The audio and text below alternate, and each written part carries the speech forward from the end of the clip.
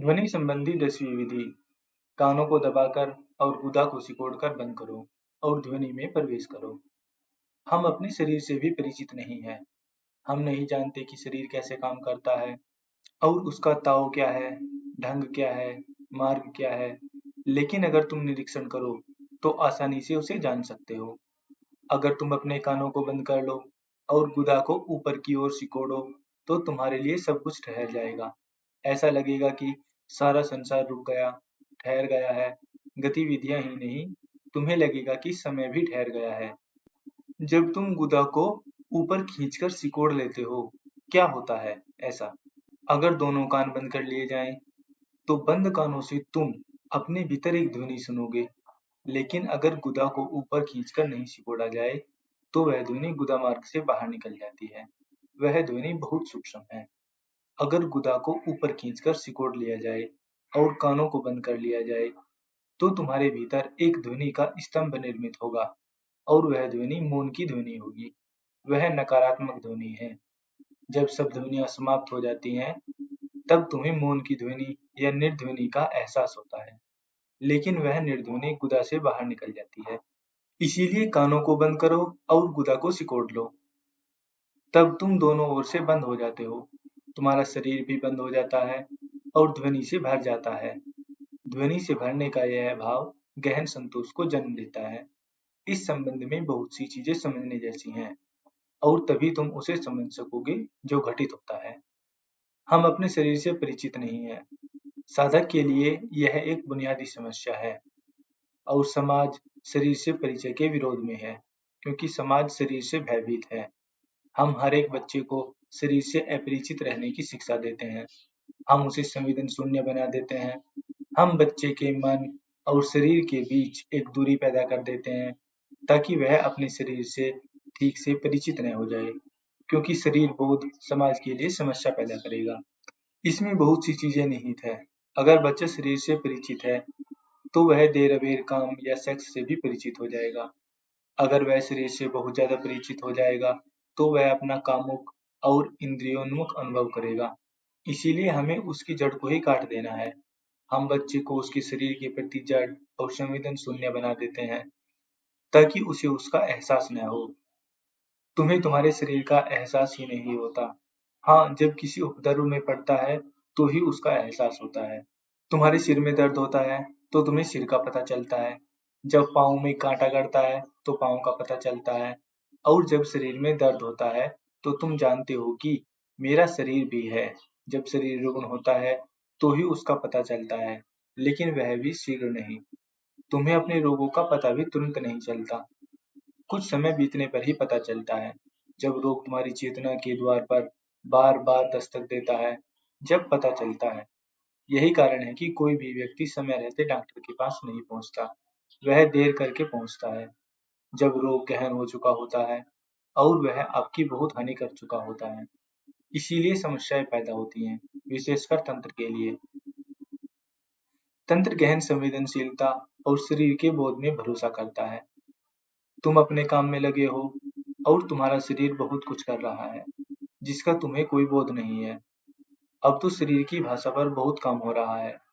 शरीर की अपनी भाषा है और मनोचिकित्सकों और मनस्विद को शरीर की भाषा का प्रशिक्षण दिया जा रहा है, क्योंकि वे कहते हैं कि आधुनिक मनुष्य का भरोसा नहीं किया जा सकता। आधुनिक मनुष्य जो कहता है, उस पर भरोसा नहीं किया जा सकता। उससे अच्छा है कि शरीर का निरीक्षण करना, क्योंकि शरीर उसके बारे में ज्यादा खबर रखता है। विल्हेम रेक ने शरीर की संरचना पर बहुत काम किया है और उसे शरीर और मन के बीच बहुत गहरा संबंध दिखाई दिया है। यदि कोई आदमी भयभीत है, तो उसका पेट कोमल नहीं होगा। तुम उसका पेट छुओ और वह पत्थर जैसा होगा। और अगर वह निडर हो जाए, तो उसका पेट छुओ तो वह तुरंत शिथिल हो जाएगा। या अगर पेट को शिथिल कर लो, तो भय चला जाएगा। पेट पर थोड़ी मालिश करो और तुम देखोगे कि डर कम हो गया, निर्भयता आई। जो व्यक्ति प्रेमपूर्ण है, उसके शरीर का गुणधर्म और होगा। उसके शरीर में उष्णता होगी, जीवन होगा। और जो व्यक्ति प्रेमपूर्ण नहीं होगा, उसका शरीर ठंडा होगा। यही ठंडापन और अन्य चीजें तुम्हारे शरीर में प्रविष्ट हो गई हैं और वे ही बाधाएं बन गई हैं। वे तुम्हें तुम्हारे शरीर को नहीं जानने देती हैं। लेकिन शरीर अपने ढंग से अपना काम करता रहता है और तुम अपने ढंग से अपना काम करते रहते हो। दोनों के बीच एक खाई पैदा हो जाती है, उस खाई को पाटना है। मैंने देखा है अगर कोई व्यक्ति दमन करता है, अगर तुम क्रोध को दबाते हो, तो तुम्हारे हाथों में, तुम्हारी उँगलियों में दमित क्रोध की उत्तेजना होगी और जो जानता है, वह तुम्हारे हाथों को छूकर बता देता है कि तुमने क्रोध को दबाया है। अगर तुमने काम वासना को दबाया है, तो वह काम वासना तुम्हारे काम अंगों में दबी पड़ी रहेगी। ऐसी किसी अंग को छूकर बताया जा सकता है, यहाँ काम दमित पड़ा है। वह अंग भयभीत हो जाएगा और तुम्हारे स्पर्श से बचना चाहेगा। वह खुला या ग्रहणशील नहीं रहेगा। चूंकि तुम बचना चाहते हो, इसीलिए वह अंग भी संकुचित हो जाएगा। वह तुम्हें द्वार नहीं देगा। अब वे कहते हैं कि 50% स्त्रियां ठंडी हैं, उनकी कामवासना को उत्तेजित नहीं किया जा सकता। और कारण यह है कि हम लड़कों से बढ़कर लड़कियों को काम दमन सिखाते हैं। लड़कियां बहुत काम दमन करती हैं और जब वे 20 वर्ष की उम्र तक करती हैं, तो उसकी लंबी आदत बन जाती है। 20 वर्षों का दमन। फिर जब वह प्रेम करेगी, तो वह प्रेम की बात ही करेगी। प्रेम के प्रति उसका शरीर उन्मुख नहीं होगा, नहीं खुलेगा। उनका शरीर एक तरह से सेक्स के प्रति बंद हो जाता है, जड़ हो जाता है और तब एक सर्वथा विरोधपूर्ण घटना घटती है। उसके भीतर परस्पर विरोधी दो धाराएं एक साथ बहती है। वह प्रेम करना चाहती है, लेकिन उसका शरीर दमित है। शरीर असहयोग करता है, शरीर पीछे हटने लगता है, वह पास आने को तैयार नहीं होता। अगर तुम किसी स्त्री को किसी पुरुष के पास बैठे देखो और अगर वह स्त्री पुरुष को प्रेम करती है, तो तुम पाओगे कि वह स्त्री उस पुरुष की तरफ झुककर बैठी है। अगर स्त्री पुरुष से डरती है, तो उसका शरीर उसके विपरीत दिशा में झुका होगा। अगर स्त्री पुरुष के प्रेम में है, तो वह अपनी टांगों को एक दूसरे पर रखकर नहीं बैठेगी। वह ऐसा तभी करेगी जब वह पुरुष से भयभीत होगी। उसे इस बात की खबर नहीं है, वह अनजाने कर रही है। शरीर अपना बचाव आप करता है, वह अपने ढंग से अपना काम करता है। तंत्र को पहले से इस बात का बोध था। सबसे पहले तंत्र को इस शरीर के तल पर ऐसी गहरी संवेदनाओं का पता चला था और तंत्र कहता है कि अगर तुम सचेतन रूप से अपने शरीर का उपयोग कर सको, तो शरीर ही आत्मा में प्रवेश का साधन बन जाता है। तंत्र कहता है कि शरीर का विरोध करना मूर्खता है, बिल्कुल मूर्खता है। शरीर का उपयोग करो। शरीर माध्यम है और इसकी ऊर्जा का उपयोग इस भांति करो कि तुम इसका अतिक्रमण कर सको। अब कानों को दबाकर और गुदा को सिकोड़कर बंद करो और ध्वनि में प्रवेश करो। तुम अपने गुदा को अनेक बार सिकोड़ते रहे हो और कभी-कभी तो गुदा मार्ग अनायास भी खुल जाता है। अगर तुम्हें अचानक कोई भय पकड़ जाए, तो तुम्हारा गुदा मार्ग खुल जाता है। भय के कारण अचानक मलमूत्र निकल जाएगा। क्या होता है? भय में क्या होता है? भय तो मानसिक चीज है। फिर भय में पेशाब क्यों निकल जाता है? नियंत्रण क्या जाता रहता है? जरूरी ही कोई गहरा संबंध होना चाहिए। भय सिर में, मन में घटित होता है। जब तुम निर्भय होते हो, तो ऐसा कभी नहीं होता। असल में बच्चे का अपने शरीर पर कोई मानसिक नियंत्रण नहीं होता। कोई पशु अपने मलमूत्र का नियंत्रण नहीं कर सकता। जब भी मलमूत्र भर जाता है, वह अपने आप ही खाली हो जाता है। पशु उस पर नियंत्रण नहीं करता है, लेकिन मनुष्य को उस पर आवश्यकतावश नियंत्रण करना पड़ता है। हम बच्चों को सिखाते हैं कि कब उसे मलमूत्र त्याग करना चाहिए। हम उसके लिए समय बांध देते हैं। इस तरह मन एक ऐसे काम को अपने हाथ में ले लेता है जो स्वैच्छिक नहीं है। और यही कारण है कि बच्चे को मलमूत्र विसर्जन का प्रशिक्षण देना इतना कठिन होता है। अब मनस्विद कहते हैं कि अगर मलमूत्र विसर्जन का प्रशिक्षण बंद कर दिया जाए, तो मनुष्य की हालत बहुत सुधर जाएगी। बच्चे का, उसकी स्वाभाविकता का, सहजता का पहला दमन मलमूत्र के विसर्जन के प्रशिक्षण में होता है। लेकिन इन मनस्विदों की बात मानना कठिन मालूम पड़ता है। कठिन इसलिए मालूम पड़ता है क्योंकि तब बच्चे बहुत सी समस्याएं खड़ी कर देंगे। केवल समृद्ध समाज, अत्यंत समृद्ध समाज ही इस प्रशिक्षण के बिना काम चला सकता है। गरीब समाज को इसकी चिंता लेनी ही पड़ेगी। बच्चे जहाँ चाहे पेशाब करे, यह हम कैसे बर्दाश्त कर सकते हैं? तब तो यह सोफा पर ही पेशाब करेगा और यह हमारे लिए बहुत खर्चीला पड़ेगा। तो प्रशिक्षण जरूरी है और यह प्रशिक्षण मानसिक है। शरीर में इसकी कोई अंतर्निहित व्यवस्था नहीं है। ऐसी कोई शरीरगत व्यवस्था नहीं है। जहाँ तक शरीर का संबंध है, मनुष्य पशु ही है और शरीर को संस्कृति से, समाज से कुछ लेना देना नहीं है। यही कारण है कि जब तुम्हें गहन भय पकड़ता है, तो यह नियंत्रण जाता रहता है। जो शरीर पर लादी गई है, ढीली पड़ जाती है, तुम्हारे हाथ से नियंत्रण जाता रहता है। सिर्फ सामान्य हालतों में यह नियंत्रण संभव है। असामान्य हालतों में तुम नियंत्रण नहीं रख सकते हो। आपात स्थितियों के लिए तुम्हें प्रशिक्षित नहीं किया गया है। सामान्य दिनचर्या के कामों के लिए ही प्रशिक्षित किया गया है। आपात स्थिति में यह नियंत्रण विदा हो जाता है, तब तुम्हारा शरीर अपने पाश्विक ढंग से काम करने लगता है। लेकिन इसमें एक बात समझी जा सकती है कि निर्भीक व्यक्ति के साथ ऐसा कभी नहीं होता। यह तो कायरो का लक्षण है। अगर डर के कारण तुम्हारा मलमूत्र निकल जाता है, तो उसका मतलब है कि तुम कायर हो। निडर आदमी के साथ ऐसा कभी नहीं हो सकता, क्योंकि निडर आदमी गहरी श्वास लेता है। उसके शरीर और श्वास-प्रश्वास के बीच एक तालमेल है, उनमें कोई अंतराल नहीं है।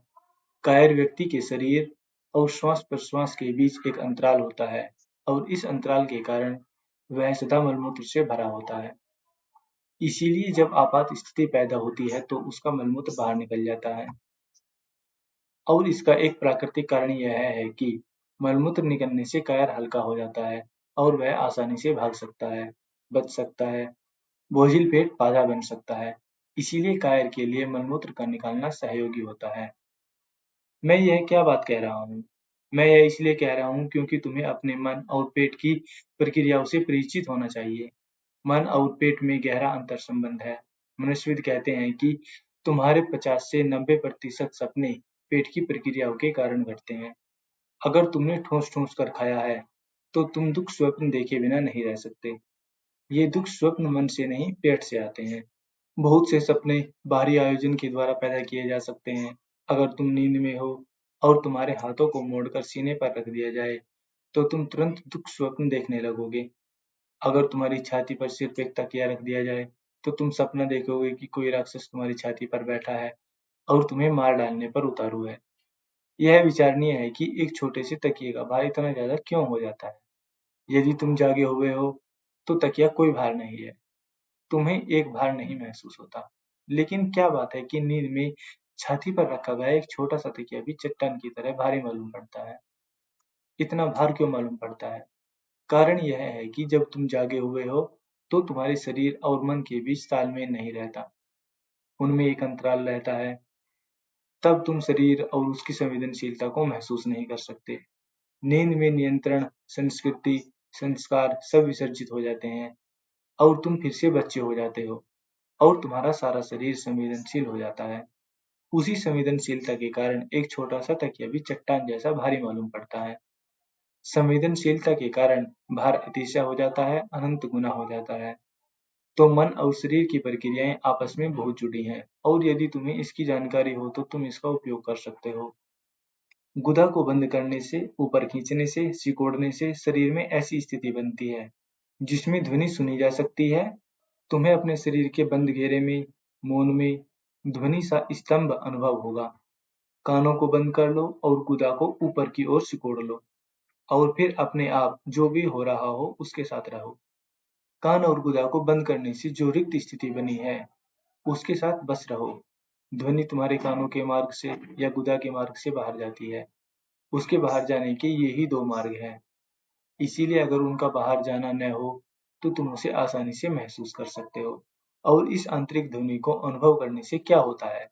इस आंतरिक ध्वनि को सुनने के साथ ही तुम्हारे विचार विलीन हो जाते हैं। दिन में किसी भी समय यह प्रयोग करो। गुदा को ऊपर खींचो और कानों को उँगली से बंद कर लो। कानों को बंद करो और गुदा को सिकोड़ लो। तब तुम्हें ऐसा एहसास होगा कि मन ठहर गया, उसने काम करना बंद कर दिया है और विचार भी ठहर गए हैं। मन में विचारों का जो सतत प्रवाह चलता है, वह विदा हो गया है। यह शुभ है और जब भी समय मिले इसका प्रयोग करते रहो। अगर दिन में 5-6 दफ़े इसको दिन भर सुन सकते हो, तब बाजार के शोरगुल में भी, सड़क के शोरगुल में भी यदि तुमने उस ध्वनि को सुना है, तब तुम्हारे साथ रहेगी और फिर तुम्हें कोई भी उपद्रव अशांत नहीं करेगा। अगर तुमने यह अंतर्ध्वनि सुन ली, तो बाहर की कोई चीज़ तुम्हें विचलित नहीं कर सकती। तब तुम शांत रहोगे। जो भी आस-पास घटेगा उससे कोई फ़र्क नहीं पड़ेगा।